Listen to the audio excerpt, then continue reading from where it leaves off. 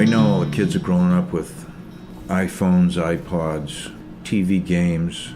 There's a lot of people that I know, especially the guides and the hunters, are really trying to get their kids and their grandkids out into the woods so they can experience it and get away from computers and all this nasty stuff that's going on. Because you get out in the woods and the kids that get into it, they like it and they stay with it.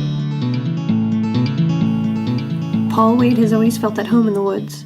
He grew up outside of Boston, but would often escape into the wilderness with his stepfather. I was 10 when my mother married my stepfather. He loved the outdoors. He loved to fish. And we were always going up to New Hampshire to the Ammonoosuc River up by Twin Mountain and Bethlehem and areas like that to brook trout fish. Paul would hunt pheasants after school and hunt deer up in Maine at his grandparents' cabin.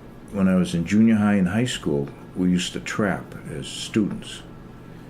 And in those days, you could actually bring a gun to school, put it in your locker, and after school was over, walk out the back door and start hunting pheasant. After high school, Paul joined the Air Force. He was stationed at Loring Air Force Base in Limestone, Maine during the Cuban Missile Crisis. This was a pretty tense experience for Paul. It was pretty serious stuff. I didn't sleep for like 126 hours. I don't know how long that was.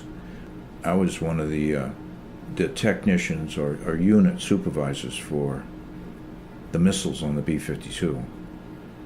And every hour, B-52 would come in, all the missiles were downloaded.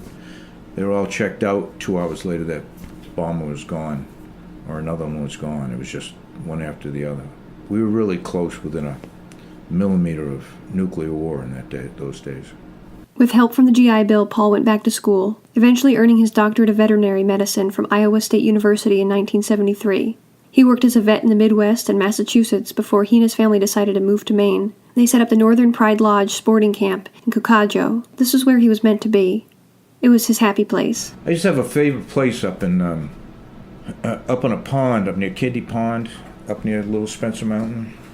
And I'd go hunting in there all by myself, and in one place there was a big pine tree right on the edge. And no matter how much snow there was always bear underneath it, because pine trees just seem to melt all the snow underneath very quickly. And so I'd get up there hunting and be a foot or two of snow or something. I'd start feeling drowsy at noontime, and I'd go and take a nap under that pine tree. There's a little edge of swamp right there. One day I did that, and I'm sleeping, and I hear this. I hear something snorting and sniffing, and I, slowly open my eyes, and there's a cow moose, and she's got her nose on my sniffing my boot, and right behind her is another cow moose, and behind them were 3 calves just mushing around in the water. And I just sat there and looked, and I just tried to be as quiet as I could possibly be.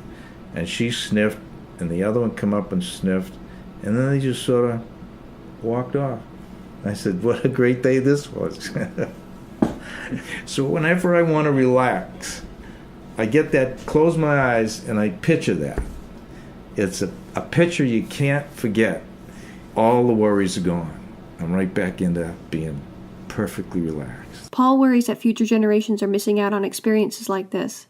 Kids aren't getting outside as much. Instead of climbing trees and exploring the outdoors, they're on their computer and in front of the TV. Our connection with nature is endangered. I'd like the next generation to go out there and experience the woods just like I had.